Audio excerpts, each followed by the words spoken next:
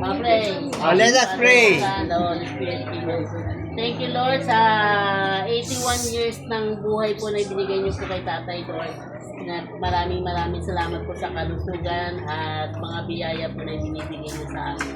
Maraming salamat po sa pagmamahalan po na binigay niyo po sa amin, pagkakasundo at pag-ibigan. Maraming salamat po sa patuloy na paggabay at dinadalangin po namin patuloy na kalusugan po, Panginoon, sa kay Tatay, Lord, at po namin pa po panahon na magkakasama-sama pa po kami lahat. Maraming salamat po, Lord. Ang lahat po ng papuri at pasasalamat ay binabalik po namin sa inyo, Panginoon.